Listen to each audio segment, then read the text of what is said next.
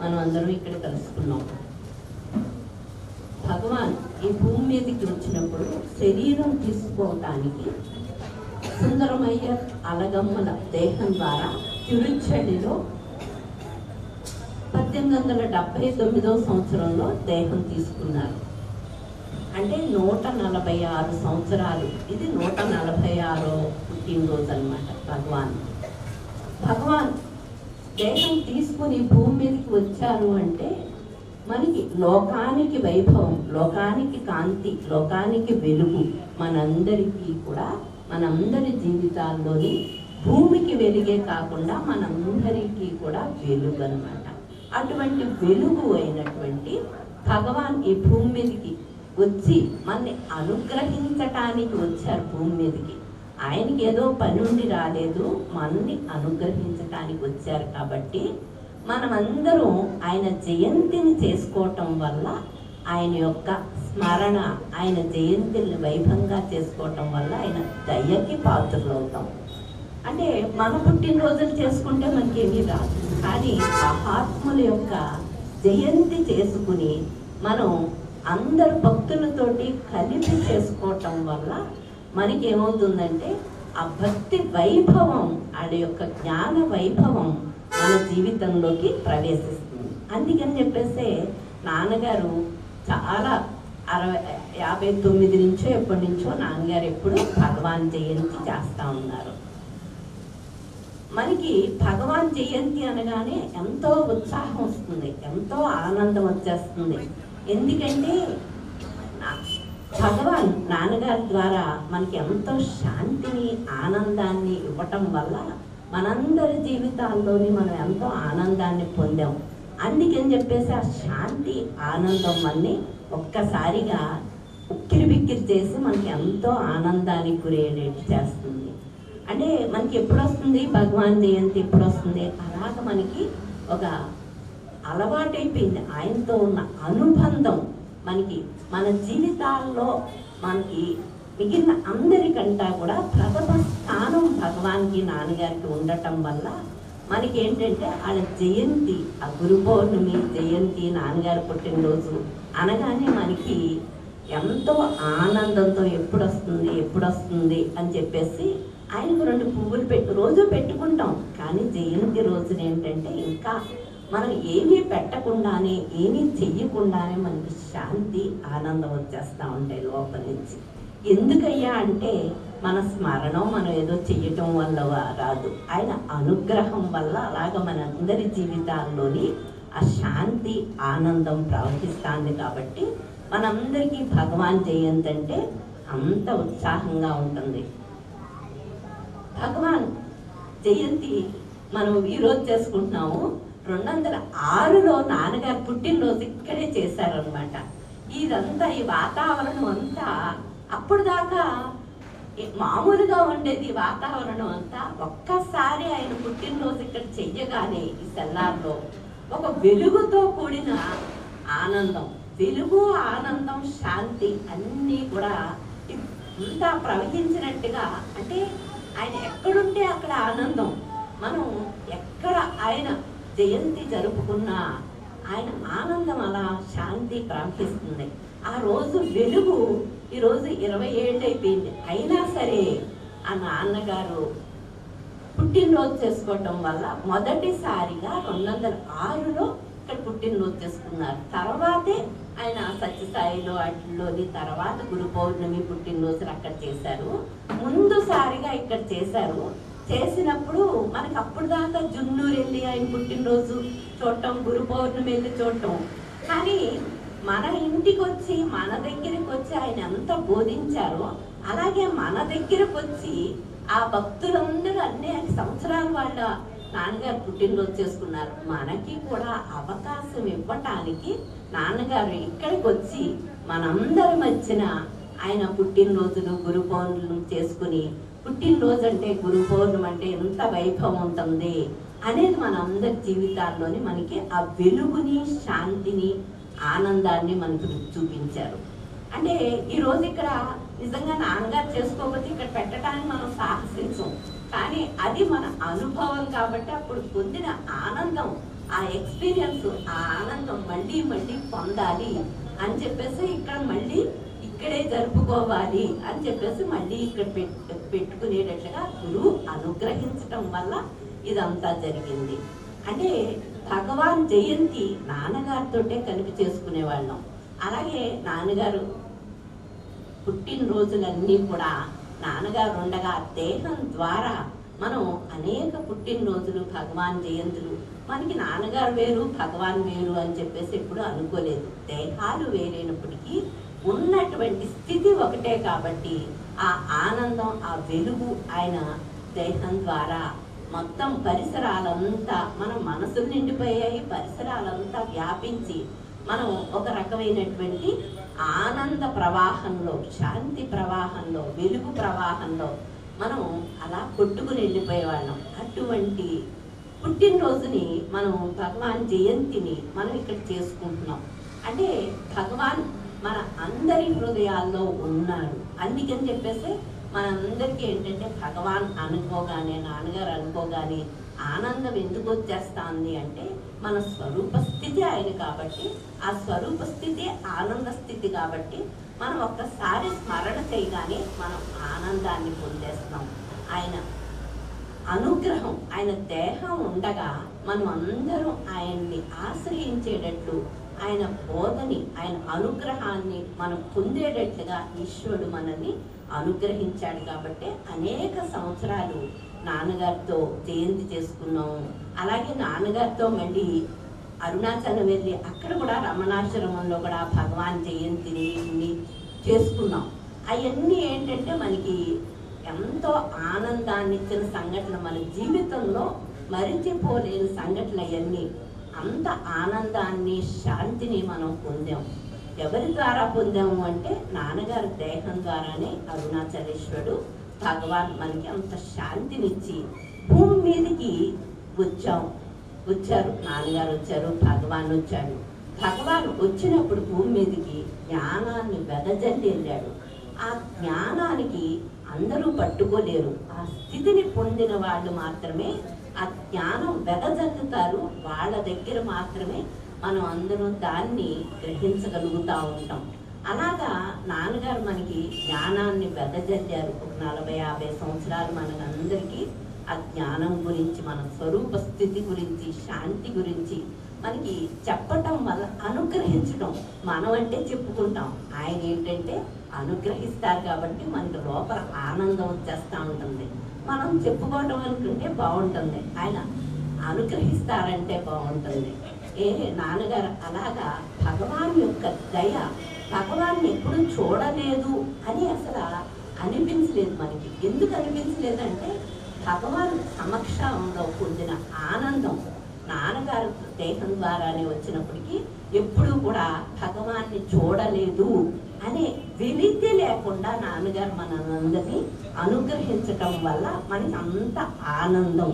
ఈరోజు భగవాన్ జయంతి చేసుకుంటున్నామంటే భగవాన్ ఇచ్చిన అనుగ్రహం వల్లే భగవాన్ జయంతిని చేసుకుంటున్నాం.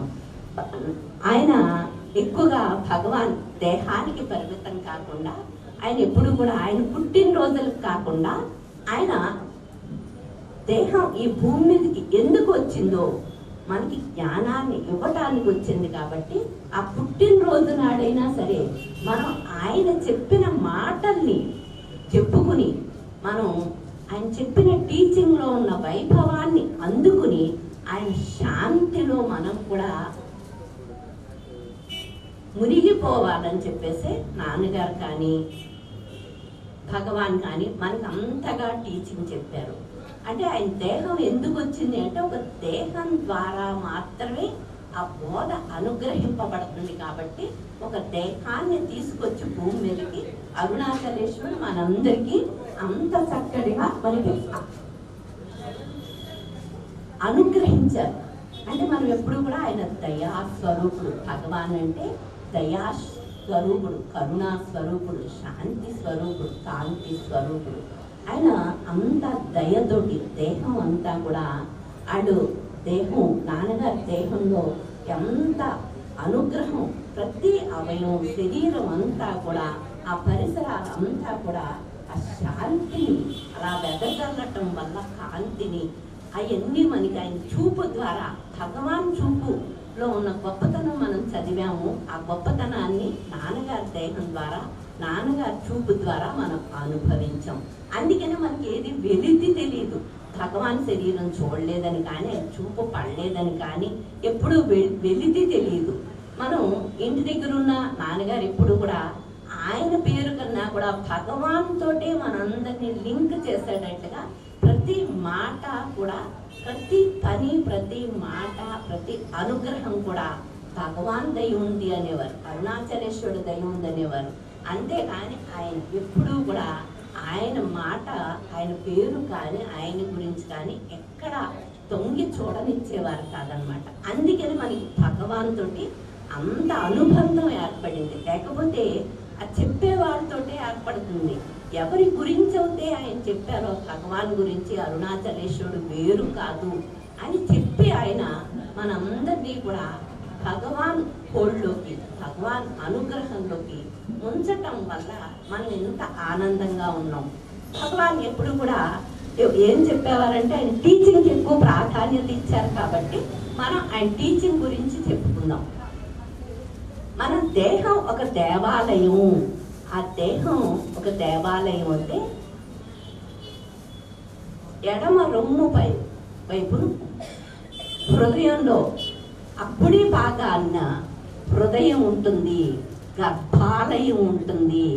అదే హృదయం, అదే మన స్వరూప స్థితి.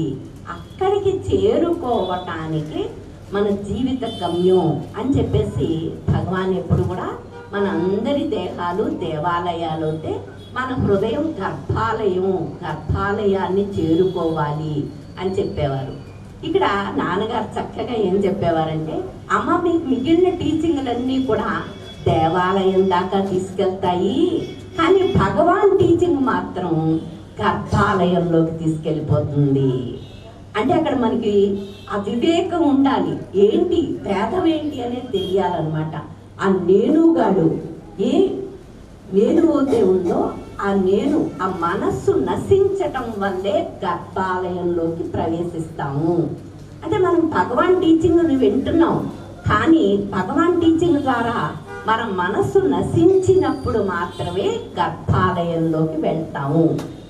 మిగిలిన టీచింగ్లన్నీ గర్భాలయం దాకా తీసుకెళ్తాయి, కానీ మనం ఏ దేవాలయంలో కన్నా వెళ్తే మామూలుగా గర్భాలయంలోకి అన్ని చోట్ల ప్రవేశం ఉండదు.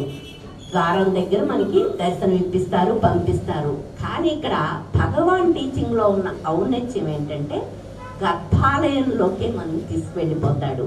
ఆ నేను నశించటం వల్ల, మనసు నశించటం వల్ల మన గర్భాలయంలో ఉన్నటువంటి ఆ ఆత్మస్థితిని, ఆ చైతన్య స్థితిని, ఆ భగవత్ స్థితిని మనకి అనుభవంలోకి తీసుకువచ్చేస్తాడనమాట.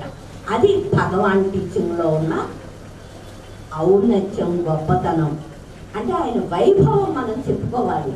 మిగిలినవన్నీ మనకి ఎవరికైనా ఇక్కడికి వస్తాం, భగవాన్ దగ్గరికి రాకుండా ఎక్కడో దూరంగా ఉంటే మనకి ఏదో అసంతృప్తిగా ఉంటుంది. గర్భాలయంలో ప్రవేశిస్తే మనకి విపరీతమైన ఆనందం. అంటే గర్భాలయం అంటే దగ్గరగా ఉంటాం. ఇక్కడ ఏంటంటే భగవాన్ గర్భాలయం, మన హృదయం ఏంటంటే ఆయన స్థితి, భగవత్ స్థితి, చైతన్య స్థితి. ఆ స్థితిలోనే ఆనందం, ఆ స్థితిలోనే శాంతి ఉన్నాయి. కాబట్టి మన మనస్సు నశిస్తేనే అక్కడికి వెళతాము. అందుకని చెప్పేసి ఈయన టీచింగ్ ఏంటంటే మన మనస్సును నశింపజేసి గర్భాలయంలో, మన హృదయంలో ఉన్న స్వరూప స్థితిని మనకి అనుభవంలో తీసుకురావటమే భగవాన్ ఔన్నత్యం అన్నమాట. మనమంతా నేను అనగానే కొంచెం కంగారు పడతామని చెప్పేసి భగవాన్ ఏమనేవారంటే, ఇక్కడ చాలా తేలిగా మిగిలిన విద్యలన్నిటికీ మనకి 3 ఉండాలి, నువ్వు ఉండాలి, మళ్ళీ తెలివితేటలు ఉండాలి, నేర్చుకునే సబ్జెక్ట్ ఉండాలి. అంటే నువ్వు సంగీతం నేర్చుకున్నా, మ్యాథ్స్ నేర్చుకున్నా, ఆ సబ్జెక్ట్ ఉండాలి, నీకు తెలివి ఉండాలి, నేను ఉండాలి, 3 ఉండాలి. కానీ ఇక్కడ నువ్వు ఉన్నావు కదా, ఆ నేను ఉంది కదా, ఆ నేను విచారణ చెయ్యటం వల్లే నువ్వు జ్ఞానాన్ని పొందేస్తావు. అంటే 3 అక్కర్లేదు, ఒక్కటి సరిపోతుంది. నేనుగాడు ఉన్నాడు కదా, ఆ నేనుతోటే నేనుని విచారణ చేయటం వల్ల నువ్వు జ్ఞానాన్ని పొందేస్తావు. ఆ నేనుని విచారణ చేసే పద్ధతిని భగవాన్ చక్కగా మనకి వివరించి చెప్పటం వల్ల, విచారణ అంటే మనకి ఏది విడదీసుకోవాలి, మన మనసులో ఉన్నటువంటి వాసనలు ఎలా విడదీయాలి, మన దోషాల్ని ఎలా తొలగించుకోవాలి, ఆ నేనుని విచారణ చేసినప్పుడు నేనుతోటే విడదీసేటప్పుడు మనలో ఉన్నటువంటి దోషాలు అన్నీ, అలవాట్లు అన్నీ తొలగిపోతూ ఉంటాయి. అందుకని భగవాన్ టీచింగ్లో ఏంటంటే, మనం కష్టం అనుకున్నప్పటికీ మనం ఏదైనా కష్టపడి సంపాదించాలంటే చాలా ఇబ్బందిగా ఉంటుంది. ఎవరైనా ఒక రాజకుమారుడికి ఆ రాజ్యం ఎలా సంగ్రహిస్తుందో వచ్చేస్తుంది, ఆయన ఏం కష్టపడక్కర్లేదు. అలాగే మనకి కూడా భగవాన్ ఎక్కువ కష్టపడక్కర్లేకుండా ఈ టీచింగ్ అని అంతటిని అనుగ్రహించటం వల్ల కష్టం అనుకోకుండా మనం ఆ నేనుని తేలికగా విచారణ చేసుకుని అంతవరకు వచ్చాం. ఆ విచారణ చేసుకుని మనసు నశిస్తేనే మనకి జ్ఞానం. కానీ విచారణ చేసే దాంట్లోనే ఉన్నాం కాబట్టి మనకి అది నశించాలి, మన దేహ బుద్ధి నశించాలి అనేది మనం ఎప్పుడు మర్చిపోకూడదు. అలాగే భగవాన్ చక్కగా చెప్తా ఉండేవారు, నాన్నగారు కూడా భక్తి ఉండాలి మనకి అని చెప్పేవారు. భక్తి ఉండాలి అంటే అరుణాచలం వెళ్ళిన వాళ్ళు నాస్తికులు ఆస్తికులు అవుతారు, ఆస్తికులు భక్తులు అవుతారు, భక్తులు జ్ఞానులు అవుతారు. అలాగే మనకి భక్తి ఉన్నప్పటికీ లేనప్పటికీ భగవాన్ దగ్గరికి వచ్చిన తర్వాత భక్తి వాళ్ళ యొక్క దయ వల్ల, వాళ్ళ యొక్క చూపు వల్ల మనకి భక్తి వస్తుంది. భక్తి అంటే భక్తి అంటే చాలా చిన్నదనుకుంటున్నారేమో, చాలా కష్టం భక్తిని సంపాదించుకోవటం. భక్తి ఉంటే కనుక మనకి అడవిలో సింహం పులో ఉన్న చోట మిగిలిన జంతువులు ఎలా చేరవో, మనకి భక్తి ఉంటే కనుక మనకి అధైర్యము, భయము ఇవన్నీ కూడా చేరకుండా మనకి ఆ భక్తి కాపాడుతూ ఉంటుంది. భక్తి అంటే మీరు ఒక ఫోటో పెట్టుకుని ఆ ఫోటో దగ్గర కూర్చుని పూజ చేయటం అనుకుంటున్నారేమో, అది ఒక్కటే భక్తి కాదు, అది కూడా భక్తిలో భాగమే. కానీ భక్తి మీకు మీ స్వరూప స్థితి అయినటువంటి ఆ స్వరూప స్థితితోటి అనుసంధానం చేసేదే భక్తి. మన లోపల మన స్వరూప స్థితి ఉంది, మనకి ఆ స్వరూప స్థితితోటి అనుసంధానం చేసేది భక్తి. కాబట్టి భక్తిలో ఉన్న గొప్పతనం మీకు తెలియాలి, భక్తిని సంపాదించుకోవాలి అని కష్టపడాలి. ఆ భక్తి సంపాదించుకోవటానికి ఎప్పుడైతే మీరు కష్టపడుతున్నారో భక్తి అంత తేలిక కాదు, చాలా కష్టం అని తెలుస్తుంది. అందరూ ఏమనుకుంటారంటే భక్తి అంటే ఒక ఫోటో పెట్టి దానికి 2 పూలు పెడితే భక్తి అనుకుంటారు. కానీ ఆచార్యులు వారు ఏమంటున్నారంటే, ప్రపంచంలో అన్నిటికన్నా కష్టమైంది ఏంటి అంటే భక్తిని సంపాదించుకోవటమే కష్టము.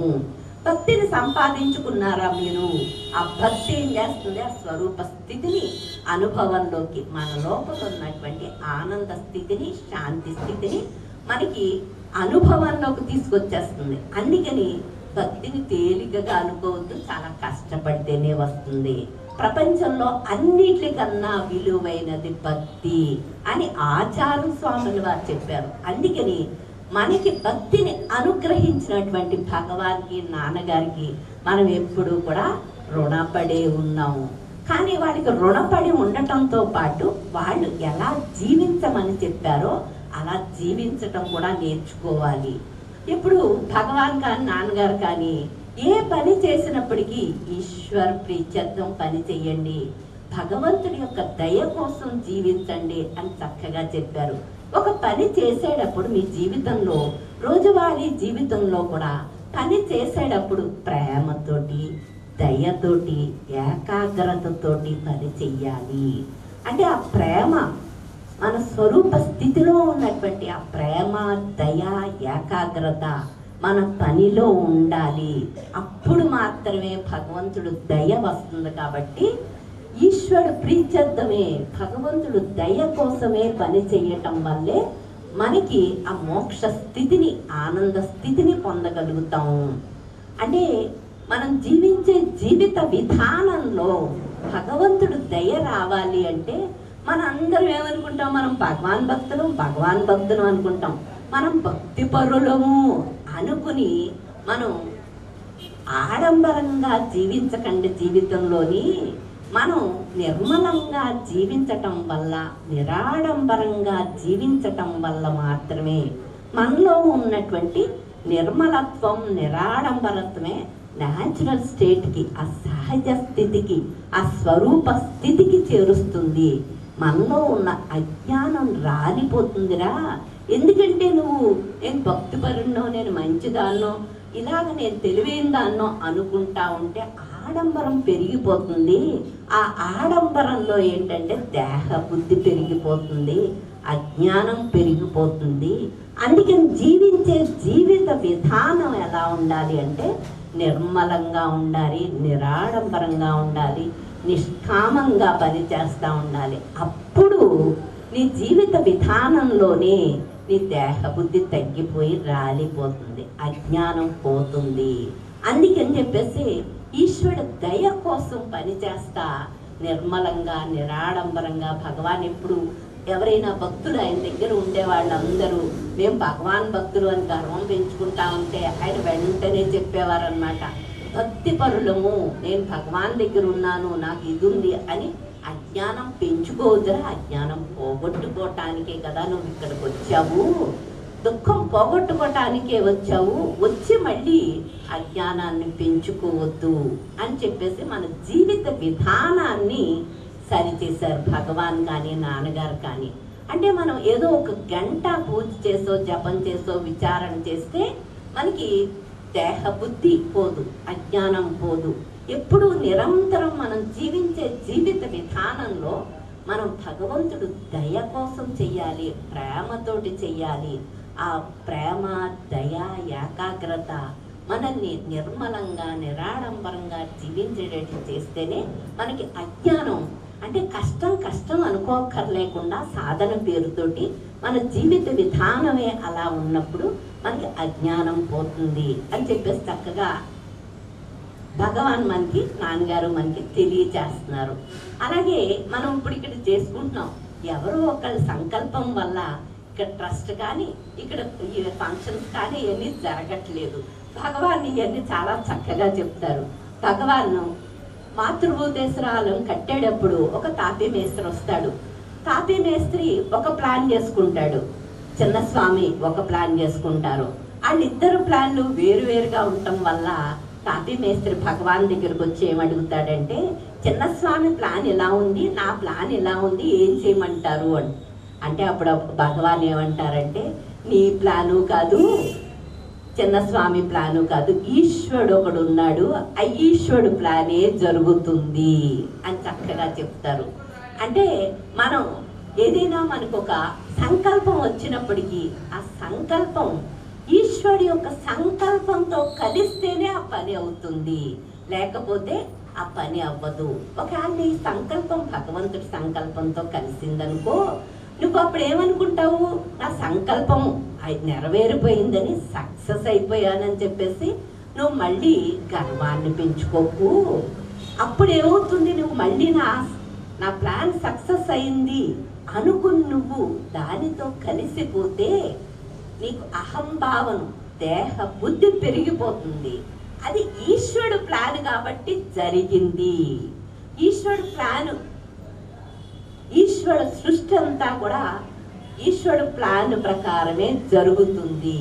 మనకి ఎప్పుడో ఒకసారి కలిస్తే మనం గర్వం పెంచుకోవటం వల్ల, మన సంకల్పం నెరవేరిందని అనుకోవటం వల్ల మనకి తెలియకుండానే మన దేహ బుద్ధి పెరిగిపోతూ ఉంటుంది. అందుకని చెప్పేసి భగవాన్ చక్కగా నీ ప్లాను కాదురా, చిన్నస్వామి ప్లాను కాదు, ఈ సృష్టినంతటికి సృష్టించిన అధికారి, సృష్టికర్త, సృష్టికి యజమాని ఈశ్వరుడు ఉన్నాడు, వాడి ప్లానే ప్రతి చిన్న దాంట్లోనే జరుగుతూ ఉంటుంది. ఈ లోపల నీకు ఆయన సంకల్పంతో నీ సంకల్పం కలిసి సక్సెస్ అయ్యావనుకో, నువ్వు నాది నెరవేరిపోయిందనుకోకు. అలా అనుకోవటం వల్ల నీ దేహ బుద్ధి పెరిగిపోతుంది. ఇది నా సంకల్పం కాదు, ఈశ్వరుడు సంకల్పం అనేది నువ్వు గుర్తించావనుకో, అప్పుడు నువ్వు సాధనలో నీ దేహబుద్ధి పెరగకుండా గురువు యొక్క కృప వల్ల నీ సంకల్పం కాదురా, ఇది ఈశ్వరుడు సంకల్పం అని ఈశ్వరుడు సంకల్పాన్ని గుర్తించేటట్లుగా భక్తుడిని అనుగ్రహిస్తాడు అని చెప్పేసి చక్కగా నాన్నగారు. అంటే మనకి ఏది చేసినప్పటికీ దేహబుద్ధి పెరగకూడదు. దేహబుద్ధి పెంచుకోవటం వల్ల మనం దుఃఖానికి దగ్గరైపోతాం, అజ్ఞానం పెరిగిపోతూ ఉంటుంది. కాబట్టి ఈశ్వరుడు సంకల్పం మన సంకల్పం ఒకటైతే ఈశ్వరుడు సంకల్పమే జరిగిందని గుర్తు పెట్టుకుని జీవించు. అప్పుడు నీ దేహబుద్ధి పెరగకుండా ఉంటుంది. అప్పుడు నువ్వేమనుకుంటావు, ఈశ్వరుడు నిర్ణయం బట్టే జరుగుతుంది కదా అని వినయంతో, శ్రద్ధతోటి, భక్తితోటి ఉండటం వల్ల ఎప్పుడొకప్పుడు నీ అజ్ఞానం నశించిపోతుంది. ఎందుకంటే ప్రతి పనిలోని భగవంతుడి కృపని గుర్తించటం వల్ల, ఈశ్వర నిర్ణయాన్ని గుర్తించటం వల్ల, ఈశ్వరుడు సంకల్పాన్ని గౌరవించటం వల్ల మన దేహ బుద్ధి పరచబడిపోతుంది. అందుకని జ్ఞానానికి మనకి అర్హత వస్తూ ఉంటుంది. అంటే ఈశ్వర సంకల్పమే నెరవేరుతుంది, మన సంకల్పం నెరవేరదు అని మనం గట్టిగా మనకి దృఢ నిశ్చయంగా ఈశ్వర సంకల్పం పట్ల గౌరవం ఉంటేనే మనకి జ్ఞానానికి దారి కనిపిస్తుంది, లేకపోతే జ్ఞానానికి దారి కనిపించదు. అందుకని చెప్పేసి చక్కగా నాన్నగారు భగవాను మనకి ఎంత ఇదిగా చెప్పారు. అంటే మళ్ళీ మనం గర్వాన్ని పెంచుకుని అహంకారాన్ని పెంచుకుంటా ఉంటే సాధన పేరు మీద భగవంతుడికి దూరం అయిపోతూ ఉంటాం. అలా కాకుండా జీవిత విధానంలోనే చాలా న్యాచురల్గా ప్రతి దాంట్లోని ఈశ్వర సంకల్పమే జరుగుతుందని మనకి అర్థమవుతూ ఉంటే మనలో ఉన్నటువంటి అజ్ఞానం ఎప్పుడొకప్పుడు రాలిపోతుందిరా. నువ్వేమి ప్రత్యేకించి సాధనలు చెయ్యక్కర్లేదు, నీకు అజ్ఞానం నీ నుంచి రాలిపోతుంది, నీకు దూరం అయిపోతుంది, నీ స్వరూప స్థితి నీకు అనుభవంలోకి వచ్చేస్తుంది అని చక్కగా భగవాన్ మనకి తెలియచేస్తున్నారు. అంటే ఎప్పుడు కూడా ఏది చేసినప్పటికీ ఈశ్వర నిర్ణయాన్ని మనం గుర్తుంచుకోవాలి అనేది మనకి, అంటే వినయం వల్ల మనకి దారి కనిపిస్తుంది. సత్వగుణంకి ప్రధానం వినయం. సత్వగుణమే మనకి జ్ఞానానికి దారి చూపిస్తుంది. కానీ తమో గుణమో రజోగుణమో మనకి భగవంతుడికి పొందటానికి దారిని చూపించవయ్యి. అవి లోకపరంగా ఉంటాయి. సత్వగుణం ఒకటే, అది గుణమైనప్పటికీ అది దారి చూపిస్తుంది. ఆ దారి చూపించటానికి మనకు సహకరిస్తుంది. కాబట్టి సత్వగుణ ప్రధానంగా జీవించమని చెప్తూ ఉంటారనమాట. ఇక్కడ చక్కగా భగవాన్ నాన్నగారు ఎప్పుడు కూడా మనకి మరణం వచ్చేటప్పటికి మనం ఎలా ఉండాలో చెప్తున్నారు. అంటే ఇలా జీవిత విధానం ఎలా ఉంటే మనకి దేహం ఉన్నప్పటికీ దేహంతో తాదాప్యం ఎలా తొలగిపోతుంది అనేది చాలా చక్కగా తెలియజేస్తున్నారు. దోసపాదు నుంచి దోసకాయ సహజంగా విడిపడిపోతుంది. ఎక్కడి నుంచి పెరిగింది అది? దోసపాదు నుంచే, మొక్క నుంచే అది బలాన్ని అంతటినీ తీసుకుంది. దోసకాయ అభివృద్ధి అయింది. కానీ ఆఖరికి అది ఫలంగా అయినప్పుడు మాత్రం చాలా తేలికగా ఆ మొక్క నుంచి, తీగ నుంచి విడిపడిపోతుంది. అలాగే నువ్వు కూడా శరీరం మరణించేటప్పుడు నువ్వు శరీరంతో తాదాప్యం లేకుండా మన దేహం ఆ దేహంతో శరీరంతో ఎప్పుడైతే తాదాప్యం పోయిందో అప్పుడు చాలా న్యాచురల్గా మనం మరణం అప్పుడు భయం లేకుండా మన స్వరూప స్థితిని పొందుతాము. శరీరం అప్పుడు దాకా మనకి అవసరమే. శరీరం ద్వారానే మన మనసు అభివృద్ధి అవ్వాలి. మనసు పక్వ అయినప్పుడు శరీరాన్ని వదిలేసేటప్పుడు శరీరంతో తాదాప్యం పోవటం వల్ల మనకి చాలా సహజంగా ఏమీ కష్టపడక్కర్లేకుండా, బాధపడక్కర్లేకుండా మరణ సమయంలో దోసపాదు మొక్క నుంచి ఎలా తీగ నుంచి విడిపడుతుందో మనం చక్కగా సాధన చేసుకోవటం వల్ల శరీరం సహకారంతో నీ మనసుని అభివృద్ధి చేసుకున్నప్పటికీ శరీరం విడిపడిపోయేటప్పటికీ నీ మనసుకు వచ్చినటువంటి పక్వం ఏం చేస్తుందంటే చాలా సహజంగా శరీరాన్ని వదిలిపెట్టేస్తాయి. అప్పుడు నువ్వేమి బాధకి గురవ్వరా. తక్కువ స్థితి ఉండటం వల్ల నువ్వు ఉంటావనే అనుభవం నీకు ఉండటం వల్ల చాలా తేలికగా శరీరంతో తాదాప్యం పోతుంది. నీ మరణ సమయంలో కూడా నీకు శరీరం విడివడిపోతుందనే బాధ ఉండదు. ఎందుకంటే దానితో తాదాప్యం పోయింది. నువ్వు ఉండటం అనే స్థితిని, ఆ జ్ఞాన స్థితిని అనుభవంలోకి తెచ్చుకున్నావు. కాబట్టి మనకి ఆ స్థితిని మరణం వచ్చేటప్పటికి మనం దోసపాదులాగా, పండు ఎలాగ పాదు నుంచి విడిపడిందో మరణం వచ్చేటప్పటికి భక్తులందరూ కూడా శరీరంతో ఉన్న తాదాప్యాన్ని వదిలేసుకుని మనస్సును పక్వ స్థితికి తెచ్చుకుని ఉండటం అనే స్థితి, శరీరం ఉన్నప్పటికీ లేనప్పటికీ ఉండే స్థితిని మనం పొందాలి అని చెప్పేసి భగవాన్ కానీ నాన్నగారు కానీ మనకి ఎంత టీచింగ్ అని చెప్పారు. అందుకని మనం కూడా ఏంటంటే ఆ ప్రయత్నాలన్నీ చేస్తున్నాం, చిన్న చిన్నగా చేస్తున్నాం. మన ప్రయత్నాల వల్లే మనకి జ్ఞానం రాకపోయినప్పటికీ ఆ ప్రయత్నంలో మనం సిన్సియర్గా చేయటం వల్ల భగవంతుడు అంతర్యామిగా ఉండి మనల్ని అనుగ్రహిస్తూ ఉంటాడు. మనం ఒక స్టెప్ వేస్తే ఆయన మిగిలిన 9 స్టెప్స్ వేసి మనల్ని ఆ పక్క స్థితికి తీసుకువెళ్ళిపోతాడు. అందుకని చెప్పేసి మనకి మరణం వచ్చేటప్పటికి మన ప్రిపరేషన్ ఎలా ఉండాలో చక్కగా నాన్నగారు మనకి తెలియజేస్తున్నారు. మనం మరణం వచ్చేస్తుంది అంటే మిగిలిన బాహ్య విషయాలన్నీ ప్రిపేర్ అవుతూ ఉంటాం. కానీ శరీరంతో ఉన్న తాదాప్యాన్ని వదిలేస్తేనే ఎప్పుడు ఉండే స్థితి, పుట్టటం మరణించటం అనే బాధ లేకుండా ఎప్పుడు ఉండే స్థితిని, పుట్టటం మరణించడం దేహానికి సంబంధించింది. నువ్వు ఎప్పుడు ఉండేవాడివి, నీ స్వరూప స్థితిలోనే ఆనందం ఉంది, అందులోనే శాంతి ఉంది. అదే సత్యం, అదే జ్ఞానం, అదే బ్రహ్మం, అదే స్వరూప స్థితి, అదే ఆనంద స్థితి. ఆ స్థితిని పొందటానికి నిరంతరం భగవంతుడి యొక్క సహకారంతో, గురువు యొక్క సహకారంతో మనం అలాగ ఎదిగి వెళ్ళాలి అని చెప్పేసి చక్కగా మనకి ఈ ఉపమానాలన్నింటినీ చెప్తున్నారనమాట. అంటే మనకి చూస్తానే ఉంటాము, కానీ భగవంతుడు చక్కగా మనం ఇప్పుడు ఇక్కడ కూర్చుని భగవంతుడి మాటలు బాగా ఎంజాయ్ చేస్తాం. నాన్నగారి దగ్గర కూర్చుని మనం అంటే ఆయన మాటలు వినేటప్పుడు మనకి ఒక అలౌకికమైన ఆనందాన్ని పొందేవాళ్ళం.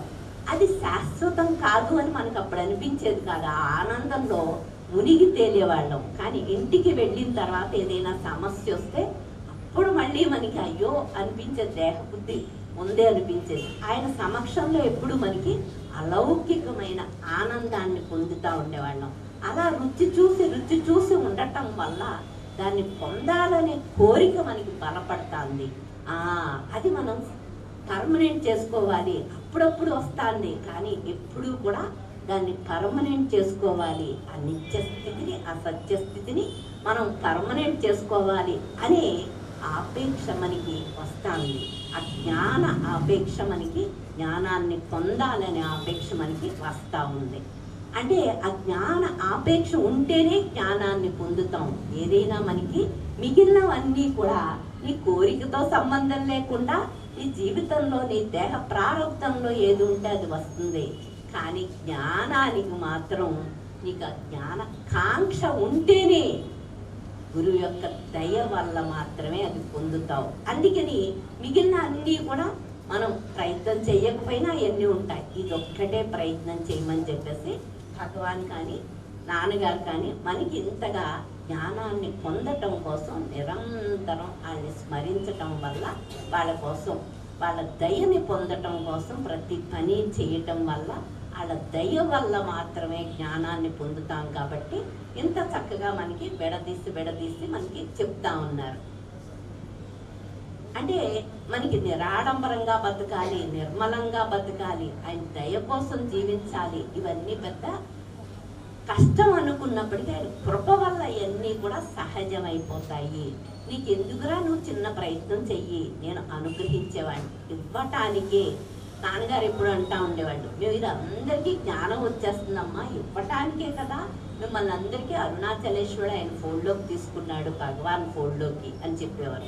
అలాగే మనం అందరికీ కూడా ఇవ్వటానికి ఆయన రెడీగా ఉన్నప్పటికీ మనం ఏదో కొద్దిగా అన్న ప్రయత్నం చేస్తేనే దాంట్లోంచి విడిపడతాం. కాబట్టి చక్కగా మనకి ఇంత బాగా చేస్తున్నారు.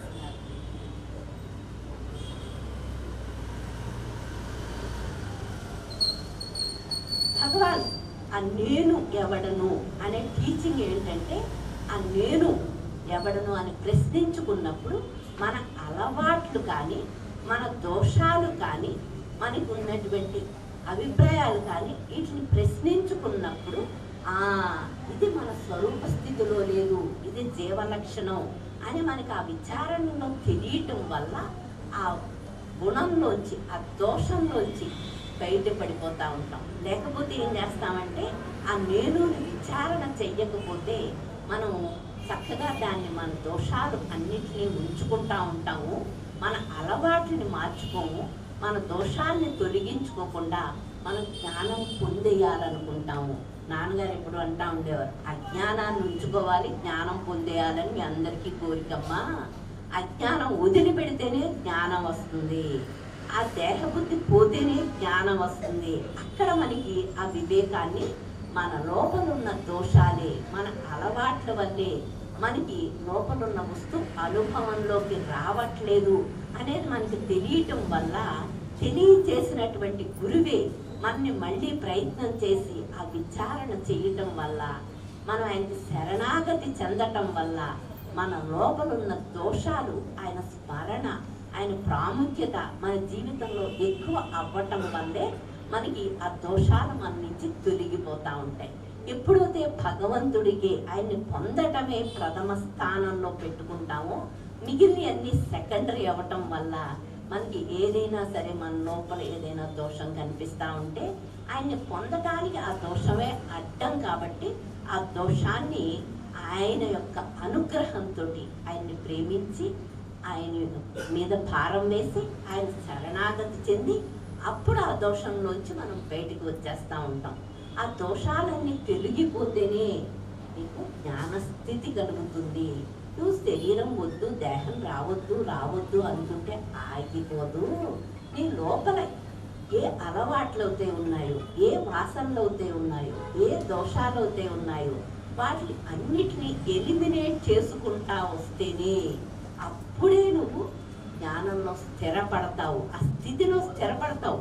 బయట నుంచి వచ్చేది కాదు, నీ లోపలే ఉంది జ్ఞానస్థితి. ఏవైతే అడ్డు ఉన్నాయో వాటిని అన్నిటినీ తొలగించుకునే ప్రయత్నం కూడా విచారణలో కానీ, శరణాగతిలో కానీ మన దోషాల్ని మనం పక్కకు పెట్టి మనం సాధన చేసేస్తే మనం ఎప్పటికీ కూడా పొందలేము. అందుకనే బుద్ధుడు కూడా నిర్వాణ స్థితి అంటే వాసనలు అన్నీ పోయేతేనే అప్పుడే నిర్వాణ స్థితి అని చెప్పేసి. అంటే మనకి ఎప్పుడైనా ఒక చిన్న అనుభవం కలిగితే మనం ఏమనుకుంటామంటే జ్ఞానం వచ్చేసింది అనుకుంటాం.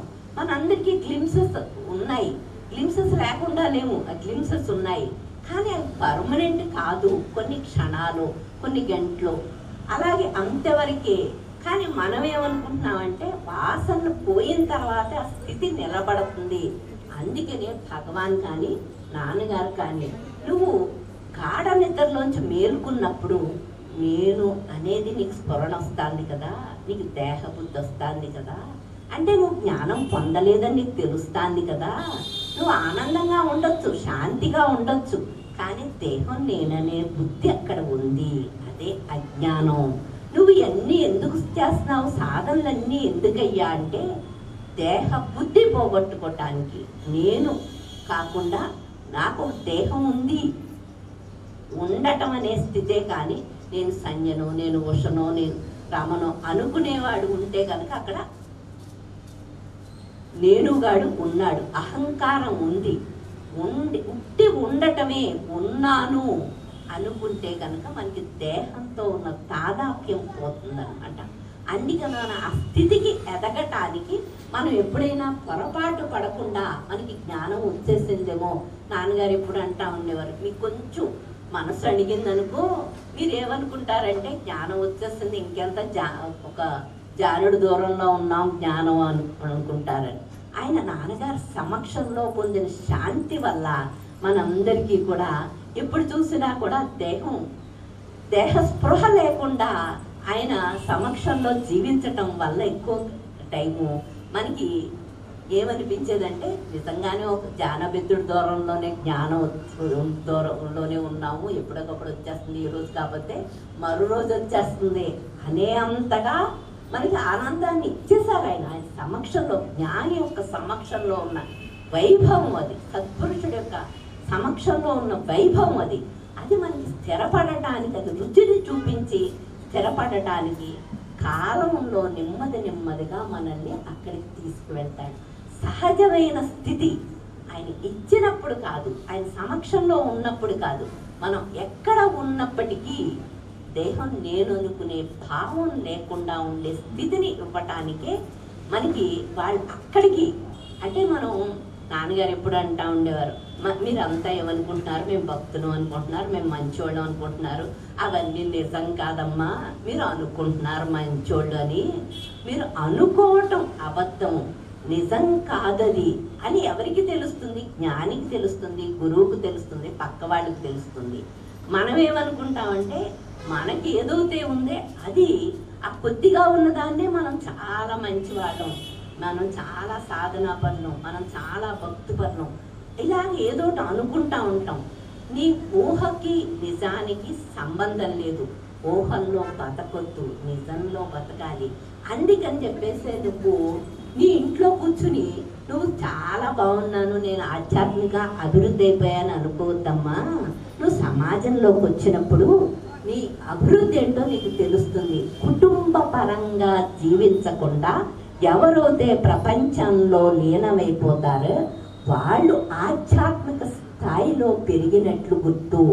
మీ ఇంట్లో కూర్చుని మీ భర్త పిల్లలు మిమ్మల్ని పొగుడుతూ ఉంటే మీరు నేను ఆనందాన్ని పొందేశాను అనుకుంటే అది ఆధ్యాత్మిక స్థాయి పెరగటం కాదమ్మా, మీ తెలివిలో మీ వివేకంలో ఉన్న వెలితి. అందుకని ప్రపంచంలో మీ కుటుంబ పరంగా జీవించకుండా, కుటుంబ పరంగానే పరిమితం అవ్వకుండా ప్రపంచంలో లీనమైన వాడే ఆధ్యాత్మికంగా ఎదిగిన వాడు. కాబట్టి మీరు ఆ స్థాయి, ఆధ్యాత్మిక స్థాయి పెరగాలి అంటే ప్రపంచంలో లీనమవుతున్నారా లేదా, ఎవరైతే లీనమవుతున్నారో వాళ్ళలోనే ఆధ్యాత్మిక స్థాయి పెరిగింది అని గుర్తు అని చెప్పేసి నాన్నగారు చక్కగా చెప్తా ఉండేవారు. అలాగే వివేకానందుడు కూడా మీరు ఇంట్లో కూర్చుని మేము తమో గుణం రజోగుణం దాటేసాం, సత్వగుణంలో ఉన్నామని మీరు అందరూ అనుకుంటున్నారు. మీరు ఇంటి బయటకు వచ్చి ప్రపంచంలో కలిసి జీవించటం వల్ల అప్పుడు తెలుస్తుంది. ఏదైనా ఒక పని చేసినప్పుడు ప్రపంచంలో కలిసి జీవించినప్పుడు మాత్రమే మీరు తమో గుణంలో రజోగుణంలో కాకుండా సత్వగుణంలో ఉన్నారా లేదా అనేది ప్రపంచం ఏం చేస్తుందంటే మీరు సత్వగుణంలో ఉన్నారా లేదా అనేది ప్రాక్టికల్గా అనేక మాటలు అనేక సంఘటనలు పెట్టి మీ సత్వగుణం ఉంటే కనుక దాన్ని ఇంకా పెంపొందించేస్తుంది. రజోగుణం తమోగుణం ఉంటే కనుక వాటిల్లో మనం సత్వగుణంలో లేము, రజోగుణంలో ఉన్నాము, సత్వగుణానికి ఎదగాలి అనేది మనకి అర్థమవుతుంది అని చెప్పేసి వివేకానందుడు కూడా చక్కగా చెప్తాడనమాట. అంటే ఇవన్నీ మనం సాధనలో మనం ఏ స్థాయిలో ఉన్నాము అని మనం ఊహించుకోకుండా, మనం అనుకోకుండా అది ఆ స్థాయి నిజమవుతే కనుక మనకి అది వ్యక్తమవుతే కనుక ప్రపంచంలో ఆ దేహం ద్వారా శాంతి వెదజల్లబడుతుంది. నాన్నగారు ఎప్పుడు వచ్చి మనకి ఇలాగా జయంతులు చేస్తున్నాను రండి అని మనం పిలవలేదు, మనమే ఆయన చుట్టూ పరిగిపెట్టాం. ఎందుకంటే ఆయన దేహం ద్వారా శాంతి కాంతి వెదజల్లబడ్డాయి కాబట్టి భగవాన్ దగ్గరికి వెళ్ళినప్పటికీ, మనం నాన్నగారి దగ్గరికి వెళ్ళినప్పటికీ ఎవరో వచ్చి మనం పిలవలేదు, మనంతట మనమే అక్కడికి ఏదో ఒక కారణం ద్వారా చక్కగా ఆయన దర్శన భాగ్యం కలిగటం ద్వారా మనం అంటే వాళ్ళ దేహం ద్వారా ఎంత శాంతి వస్తుందో మనకి తెలుసు. కాబట్టి అలాగే ప్రతి ఒక్కళ్ళు ఎవరైనా కానీ వాళ్ళ దేహం ద్వారా శాంతి కాంతి వెదజల్లబడిపోతే ఎక్కడో ఉంచేయడం వాళ్ళని భగవాన్ని తురించడం. మధురైలో జ్ఞానం పొందితే మన కోసం అరుణాచలేశ్వరం తీసుకొచ్చేసి మనందరికీ ఆ దేహం ద్వారా బోధని అనుగ్రహించాడు. అంటే బోధ అంటే సామాన్యం కాదు, ఇచ్చేదే, ఈశ్వరుడు ఇచ్చేదే, అనుగ్రహించేదే. ఆ దయ వల్ల మనమంతా అనుగ్రహింపబడతాం. మనంతటా మనం పొందలేము, వాళ్ళ దయ వల్ల అనుగ్రహింపబడతాం. కానీ అందుకని చెప్పేసి భగవాన్ని ఎందుకు వచ్చాడు అరుణాచలేశ్వరుడు? అరుణాచలం అంటే అరుణాచలేశ్వరుడు తీసుకొచ్చుకున్నాడు ఆ శరీరం. అరుణాచలేశ్వరుడే తిరుచండి నుంచి మళ్ళీ ఆయన అరుణాచలం వచ్చి అక్కడ మనకి బోధించి అనుగ్రహించి ఆయన అరుణాచలంలో ఐక్యమైపోయాడు. అంటే ఆ బ్రాహ్మీ స్థితి అంతటా ఉన్నటువంటి బ్రాహ్మీ స్థితి, అందరి హృదయాల్లో ఉన్నటువంటి బ్రాహ్మీ స్థితి మళ్ళీ అంతటా అయిపోయిందనమాట. అంటే దేహం ఉన్నప్పుడు, దేహం లేనప్పుడు కూడా ఇవన్నీ కొన్ని మనకి చూపించటం వల్ల, తెలియజేయటం వల్ల మనకి జ్ఞానం పట్ల ఆపేక్ష పెరుగుతుంది.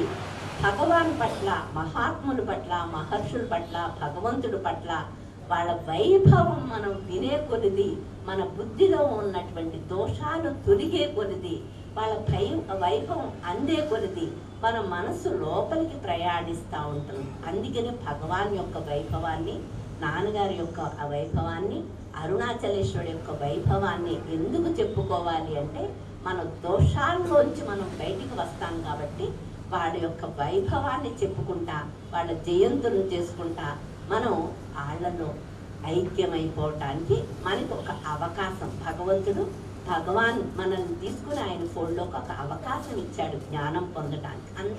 మనందరం కూడా నాన్నగారికి, భగవాన్కి, అరుణాచలేశ్వరుడికి అంటే మూడు వేరు కాదు, రూపాలు వేరైనప్పటికీ ఉన్నది ఒకటే బ్రాహ్మీ స్థితి. మనం ఆ బ్రాహ్మీ స్థితికి ఎప్పుడు రుణపడి ఉన్నామో ఆ స్థితిని పొందటానికి దాని యొక్క అనుగ్రహం కావాలి అనేది మనకు తెలుసు. అనుగ్రహంలోనే ఉన్నప్పటికీ మళ్ళీ ఆ స్థితికి రావటానికి కొంత ప్రయత్నం అవసరం అని కూడా మనకి తెలుస్తాను. అందుకని ఈ రోజు ఏంటంటే భగవాన్ యొక్క టీచింగ్లో ఉన్నటువంటి ఏదో ఒక దాన్ని మనం గ్రహించటం వల్ల ఆయన పట్ల మనం గౌరవంగా ఉన్నట్టు, ఆయన పట్ల మనకి ప్రేమ ఉన్నట్టుకి గుర్తు అనమాట. అలాగే ఇంకెవరెవరు ఉన్నారో వాళ్ళందరూ కూడా కొద్దిసేపు మాట్లాడితే అందరికీ, భక్తులందరికీ సంతోషం, అందరితో షేర్ చేసుకోవటం వల్ల మీ ఆనందం కూడా పెరుగుతుంది. అందుకని చెప్పేసి ఎవరు కొద్దిసేపు ఒక పావు గంట, అరగంట మీరు ఎంత చెప్పగలిగితే అంత చెప్పండి.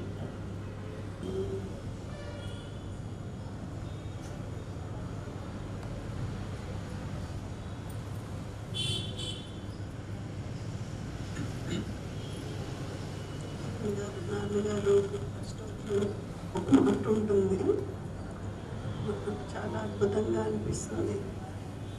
అరుణాచలేశ్వరుడు మన మీద అనుగ్రహించడానికి భగవాన్ రూపంలో వచ్చాడు. అరుణాచలేశ్వరుడే వచ్చాడని అందరికీ కూడా అయింది. భగవాన్ అనగానే అరుణాచలేశ్వరుడిని వేరుగా చూడలేము.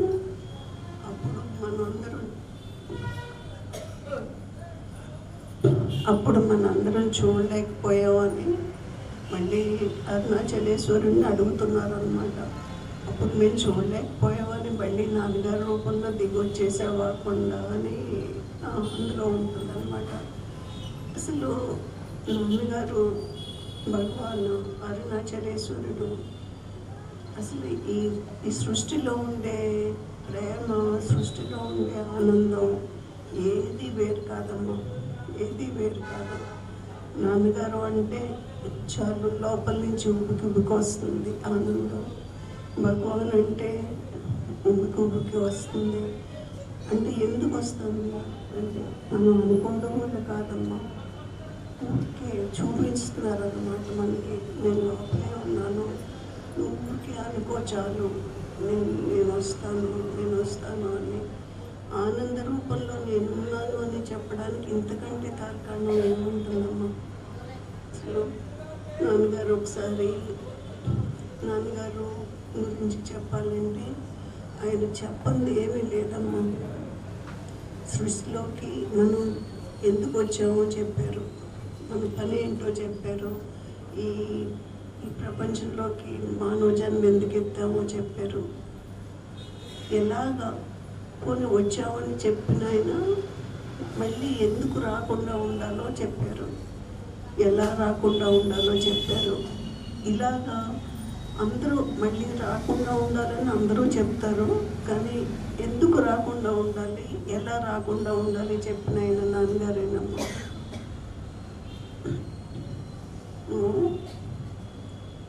జస్ట్ సహజంగా భగవాన్ నాన్నగారు చెప్పినట్టుగా జీవించు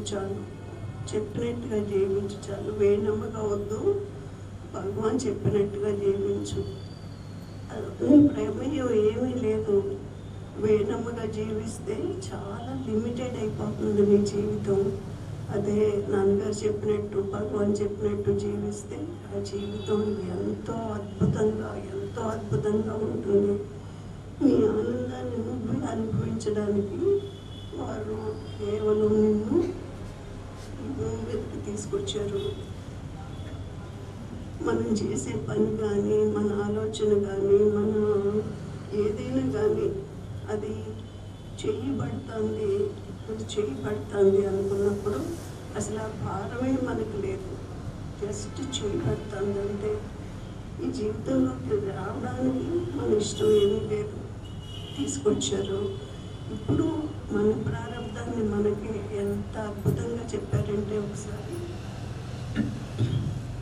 నువ్వు ప్రారంభాన్ని అనుభవించగాలని అనుకుంటున్నావు కదా, అది సుడిగాలిలాగా ఉండని పర్వాలేదు. ఆ సుడిగాలిని ఎందుకు ఇస్తానంటే, ఈశ్వరుడు కూడా చేయలేని పని ఒకటి గురువు చేయగలడు. అదేంటంటే నీ ప్రారంభం పీకపోయే ప్రారంభం ఉన్నప్పుడు గురువు తన అనుగ్రహంతో తలపాగా పోయేలా చేయగలడు. గురువు చేయకుండా మాత్రం చేయలేడు, కానీ జస్ట్ చూపిస్తాడు, తలపాగా పోయేలా తీసేస్తాడు. చూపిస్తాడు, తీసేస్తాడు. అసలు ఆ చూపిస్తాడు, తీసేస్తాడు అనుకున్నప్పుడు ఆ ప్రారంభం అసలు మనకు పట్టట్లేదు. తీసేస్తున్నారు కదా నాన్నగారు, తీసేసాక వచ్చే ఆనందం, అక్కడ మనం ప్రారంభాన్ని అనుభవిస్తున్నామని కాదు, తీసేసిన తర్వాత వచ్చే ఆనందంలోకి మనం వెళ్ళిపోయి దీని ప్రభావం మన మీద ఉండట్లేదు. పైగా అన్నారు, ఏముంది నువ్వు ఇదంతా ఎందుకు జరుగుతుంది అంటే కేవలం గురువు అనుగ్రహం అంటున్నావు కదా, గురువు అనుగ్రహంలో నువ్వు మొదలాడుతూ ఉండగానే అది ఎలా వచ్చిందో అలా పోతుందో ఆ ప్రారంభం అన్నారు. ఇంతకంటే ప్రారంభాన్ని ఎందుకు అనుభవించాలి, ఎలా అనుభవించాలి అని చెప్పడం ఎవరికి సాధ్యం కాదే మోసల సృష్టిలో. సరే, ప్రారంభం అంటే ఏముంది, సింపుల్గా అది చేయబడుతుంది, మన చేత చేయబడుతుంది అనుకున్నప్పుడు అక్కడ వేణమ్మకి ఎలాంటి బాధ్యత లేదు, ఎలాంటి భయము లేదు, ఏదీ లేదు, చేయబడుతుంది అంతే. జస్ట్ చూడు అన్నారు. అన్నీ చెప్పిన తర్వాత ఆఖరిని అంటున్నారు, నువ్వు జస్ట్ గుర్తించు చాలు, నువ్వు చేస్తున్న పని గుర్తించు చాలు అన్నారు. నిజమే కావాలనుకున్నాం, కానీ గుర్తింపు చేసేది కూడా ఆయనే కదమ్మా. ఇంతకంటే ఏ గురువైనా ఎప్పుడైనా ఏమైనా చెప్పగలరా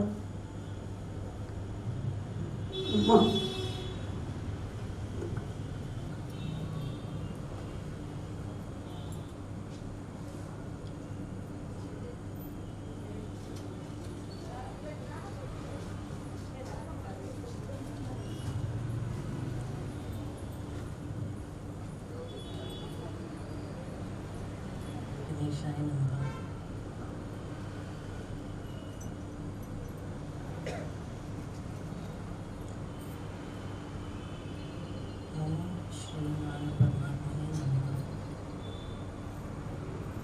ఓం నమో భగవతే శ్రీ రమణాయ.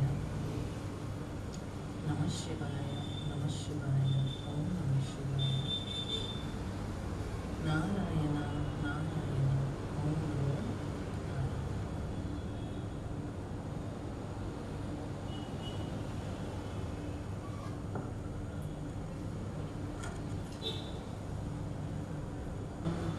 జయంతి రోజు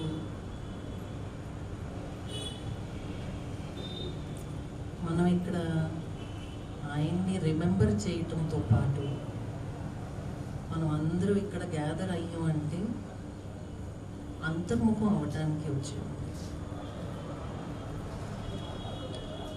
భగవాన్ని తలుచుకోవటంతో పాటు ఆయన చెప్పిన మార్గం, ఆయన చెప్పిన పాత్ ఫాలో అవ్వటానికి మనం అందరం ఇలాంటి ఇక్కడికి వచ్చాము.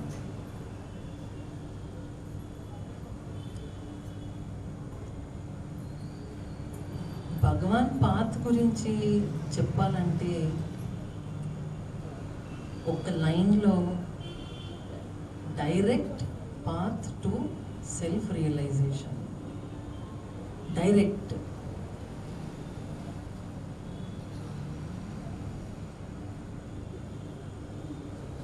అసలు సెల్ఫ్ రియలైజేషన్ మనకి ఎందుకు అవసరం అండి? మనం అందరూ ఇక్కడికి వచ్చామంటే ఆ సెల్ఫ్ రియలైజేషన్ మనకి ఎందుకు అవసరం ఫస్ట్ మనకు అర్థం అవ్వాలండి.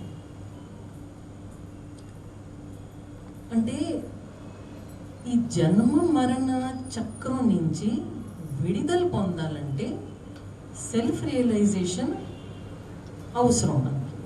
అంటే ట్రూత్ని రియలైజ్ చేసిన వరకు ఈ జన్మ మరణ చక్రం నుంచి విడుదల మనం పొందలేము. ఈ జన్మ మరణ చక్రం నుంచి మనకి విడుదల ఎందుకు పొందాలి? మనం డే టు డే లైఫ్లో ప్రతి ఒక్క సిచ్యువేషన్లో మనకి ఒక్కొక్కసారి దుఃఖం వస్తుంది, ఒక్కొక్కసారి సుఖం వస్తుంది, ఆ ప్లెజర్ వస్తుంది, పెయిన్ వస్తుంది. మనకి రోజు ఒకలాగా జరగట్లేదు. ఆ మనసులో వేవరింగ్ ఉంటుంది. ఎందుకు వేవరింగ్ ఉంటుందంటే ఆ మైండ్ ఉన్నంతసేపు, ఆ బాడీ తోటి రాంగ్ ఐడెంటిఫికేషన్ ఉన్నంతసేపు ఆ వేవరింగ్ ఉంటుంది. నీకు మైండ్లో వేవరింగ్ తప్పదు. దానికోసం ఏంటంటే నీకు ట్రూత్ రియలైజేషన్ అయిన వరకు ఆ మైండ్ డిజాల్వ్ అవ్వదు, ఆ వేవరింగ్ తప్పదు నీకు. సో ఆ దుఃఖం, నీకు దుఃఖం నుంచి నువ్వు సెపరేట్ అవ్వాలంటే నీకు ట్రూత్ని నువ్వు రియలైజ్ చేయాల్సిందే. అప్పటి వరకు దుఃఖం నీకు వదలదు. నీకు permanent piece, unlimited piece, unlimited happiness కావాలంటే నువ్వు ట్రూత్ని రియలైజ్ చేయాల్సిందే. దానికోసమే మనం ఈ భూమి మీద వచ్చాం. మన లైఫ్ది పర్పస్ ఏదైనా ఉందంటే ఆ ట్రూత్ని రియలైజ్ చేయటం తప్ప మనకి రెండు పర్పస్ లేదండి.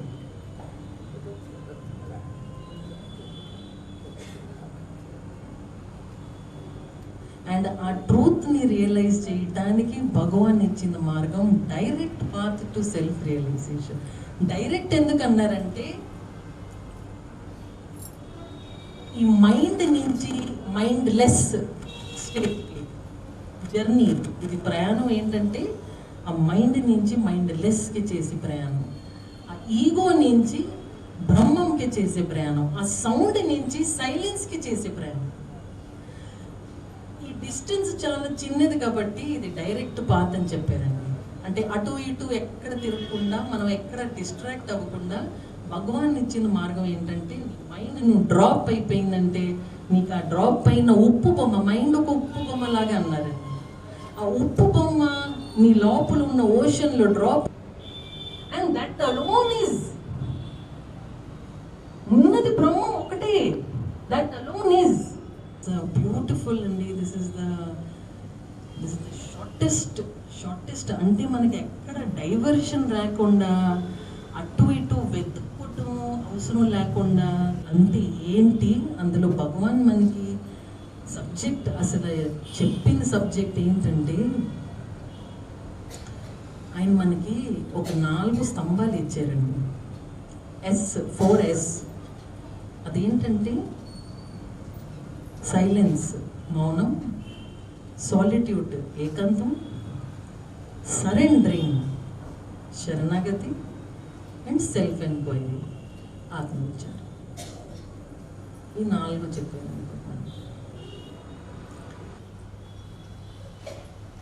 ఈరోజు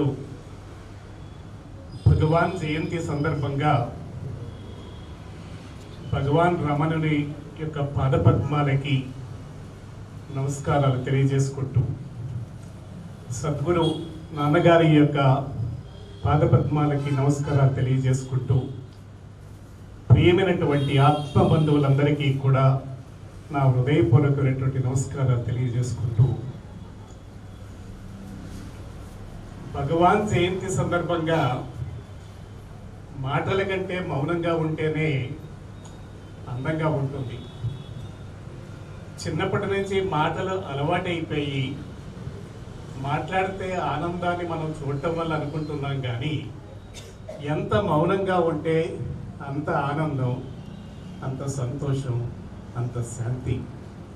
ఇందాక సంజయ్ గారు మాట్లాడారు, రోహిణి గారు మాట్లాడారు, మనస్సు గురించి మాట్లాడారు. హృదయం యొక్క లోతులలోకి వెళ్ళి ఆ ఆనందాన్ని ఆర్తితోటి, ఆర్ద్రతతోటి చెప్పినటువంటి మాటల్ని మనం విన్నాము. మనందరూ కూడా నిర్వచనీయమైనటువంటి ఆనందాన్ని అనుభవిస్తున్నాము. ఈ శాంతి, ఈ సంతోషం, ఈ ఆనందం అనేది ఎక్కడి నుంచి వస్తోంది? హృదయంలోంచి వస్తోంది. ఏ గూటి పక్షులు అక్కడికి చేరతాయని పెద్దవాళ్ళు చెబుతారు. మనం ఈ గూటి పక్షులు కాబట్టి ఇక్కడికి వచ్చాము. ఇక్కడికి రావడం మనకి ఆనందాన్ని కలిగిస్తోంది.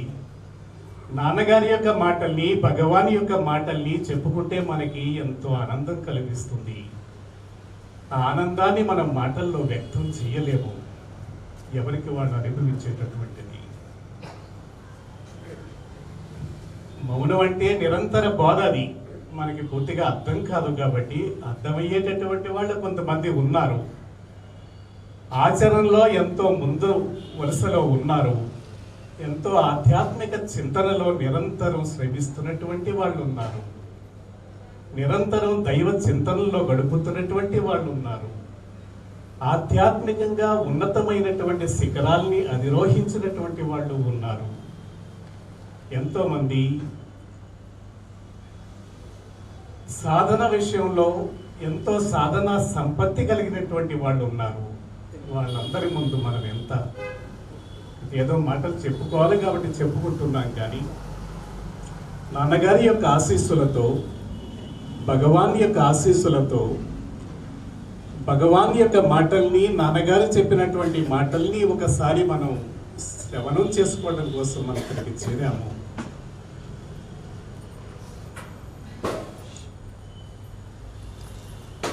అయితే ఇందాక రోహిణి గారు చెప్పారు,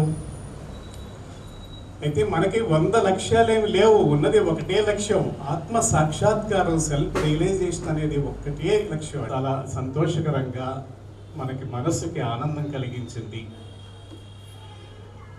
ఈగలు ఉంటాయి, అటు తినుబండారాల మీద వాలుతాయి, పాయసం మీద వాలుతాయి, అశుద్ధం మీద వాలుతాయి. కొంచెంసేపు పాయసం మీద, కొంచెంసేపు వాటి మీద, కొంచెంసేపు వీటి మీద అని వాలుతుంటాయండి. మన భక్తి కూడా ఎలా ఉంటుందంటే, కొంతసేపు ఆధ్యాత్మిక చింతన అంటాం, కొంచెంసేపు ఏమో ఇక వేరే చింతన అంటాం, కొంచెంసేపు ఏమో టీవీ చింతన అంటాం, కొంచెంసేపు ఏమో తినుబండారాల చింతన, కొంచెంసేపు ఏమో మళ్ళీ లౌకిక విషయాలు, కొంచెంసేపు ఏమో ప్రాపంచిక విషయాలు, కొంచెంసేమో ప్రకృతి సంబంధమైన విషయాలు, కొంతమంది స్నేహితులు, కొంతమంది విరోధులు, రాగాలు, ద్వేషాలు, అన్నిటిలోనే కొంచెం కొంచెం. అంటే అది సమత్వం అని మనం అనుకోలేం, కానీ అన్నింటిలోనే కొంచెం కొంచెంగా మనం పయనిస్తుంటామండి. ఈగల్లాగా, ఈగలకు ఉండేదే ఈగ భక్తి లాంటిదే మన భక్తి కూడా. భక్తి అనేది నిరంతరాయంగా ఉండాలి. అంటేమో ఆస్తి విషయాల గురించి తగాదాలు, ఇంకోటేమో గంటేమో కోర్టు విషయాలు, ఇంకోటేమో మనకి సన్మానాలు, సత్కారాలు, ఆ మీటింగ్లు ఏమైనా ఉంటే వాటి గురించి, ఇలాగ మనం ప్లాన్ వేసుకుంటామండి. అందులో కేవలం అంటే నిరంతరం ధ్యానిస్తేనే, నిరంతరం కూడా ఆ చింతనలో గడిపితేనే మోక్షం వస్తుందో అనేది తెలియనటువంటి పరిస్థితుల్లో టైం టేబుల్ వేసుకుని రోజుకి గంట, అరగంట దీనికి కేటాయిస్తేనే మోక్షం వచ్చేస్తుందని అనుకోవడం భ్రమే అవుతుందండి. అది నిరంతరం కూడా మన పూజ గదిని, మనకు ఉండేటటువంటి భక్తిని పూజ గదికి పరిమితం చేయడం అనేది కాదు. అంటే ఇప్పుడన్నీ కూడా అపార్ట్మెంట్లు వచ్చిన తర్వాత మీకు పూజ గది కావాలా లేదా, పూజ గదికి బెడ్రూమ్స్ కావాలి, తప్పదు, హాల్ కావాలి, కిచెన్ కావాలి. చివరికి త్యాగం చేసేది ఏంటంటే పూజ గదిని. నిజంగా అది కూడా కలిపితే ఇంకా రేట్ ఎక్కువైపోతుంది కాబట్టి అందులోనే ఒక 2 అడుగులు లేదా 1 అడుగు అది పూజ గది. డబ్బులున్న వాళ్ళైతే ఎన్ని గదులైనా పెట్టుకుంటారు. మధ్య తరగతి వాళ్ళకైతే మిగతా చాలా మందికి ఏంటంటే ఇక్కడ అపార్ట్మెంట్లో హైరైజ్డ్ బిల్డింగ్స్ ఇవన్నీ కాస్ట్. అలాంటి వైరాగ్యం కావాలి, వివేకంతో కూడినటువంటి వైరాగ్యం కావాలి. ముహూర్తాలు, వైరాగ్యానికి ముహూర్తాలు పెట్టుకొని నిర్ణయించుకునేటటువంటి వైరాగ్యాలు కాదు. శ్మశాన వైరాగ్యం, ప్రసూతి వైరాగ్యం లాంటి వైరాగ్యాలు కాదు. వివేకంతో కూడినటువంటి వైరాగ్యం కావాలి అని చెప్పేసి చెబుతారండి నాన్నగారు. ఇలాంటి విషయాలు ఎన్ని నిరంతరం కూడా ఆయన బోధించారండి. చిన్న చిన్న పదాల్లో, చిన్న చిన్న మాటల్లో, చిన్న చిన్న దృష్టాంతాలతోటి ఎన్నో మాటలు చెప్పారండి. ఆ మాటలన్నీ మనకు తెలియనివి కావు, మీకు తెలియవని నేను చెప్పటం లేదు, ఒకరికి అందరికీ తెలిసినటువంటి విషయాలే. కాబట్టి 10 నుంచి 1 గంట వరకు ఎవరొకరు ఏదో ఒకటి చెప్పాలి కాబట్టి ఏదో ఒకటి చెప్పుకోవడం తప్పించి దీనివల్ల పెద్దగా ప్రయోజనం ఏమీ లేదు. ఆచరణకి మించినటువంటిది ఏమీ లేదు. ఆచరణలో ముందుకెళ్ళటం కోసం సత్సాంగత్యం అనేది అవసరం కాబట్టి మనం ఇలాంటి వాటిలోనే మనం తాత్కాలికంగా ఇలా ఉపశమనాన్ని, ఆనందాన్ని పొందుతుంటాం. కాబట్టి దానిలో భాగంగానే గురువు యొక్క అనుగ్రహంతో, నాన్నగారి యొక్క ఆశీస్సులతోటి, భగవాన్ యొక్క ఆశీస్సులతోటి ఈరోజు మనం ఇక్కడ సత్సాంగత్యాన్ని ఏర్పాటు చేయడం జరిగింది. ఈ కార్యక్రమానికి వచ్చినటువంటి మీ అందరికీ కూడా ధన్యవాదాలు తెలియజేసుకుంటూ, నాకు అవకాశం ఇచ్చినట్టు మీ అందరికీ కూడా ధన్యవాదాలు తెలియజేసుకుంటున్నాను. గిరి రూపమో గురు రూపమో శ్రీ నాన్న పాదమే మాకు శరణ్యం. అరుణాచల శ్రీరమణ రూప శ్రీ నాన్న గురుదేవా. అరుణాచల శ్రీరమణ రూప శ్రీ నాన్న గురుదేవా. అరుణాచల శ్రీరమణ రూప శ్రీ నాన్న గురుదేవా. అరుణాచల శ్రీరమణ రూప శ్రీ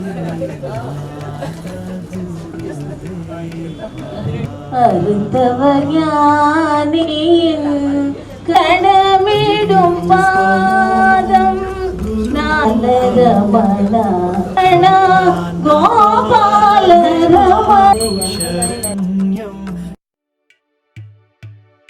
అరుణాచల శ్రీరమణ రూప శ్రీ నాన్న గురుదేవా. అరుణాచల శ్రీరమణ రూప శ్రీ నాన్న గురుదేవా. అరుణాచల శ్రీరమణ రూప శ్రీ నాన్న గురుదేవా. అరుణాచల శ్రీరమణ రూప శ్రీ నాన్న గురుదేవా.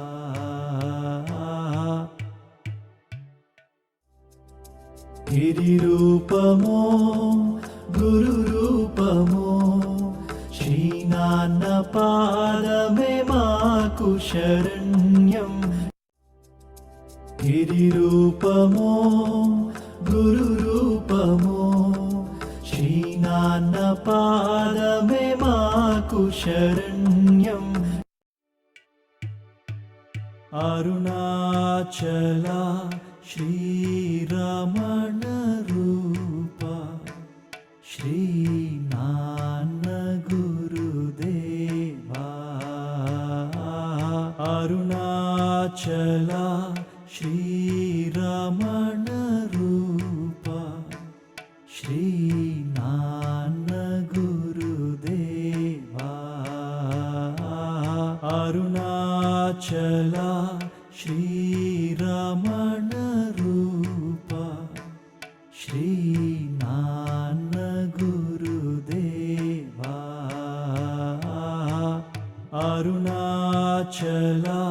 श्रीरमण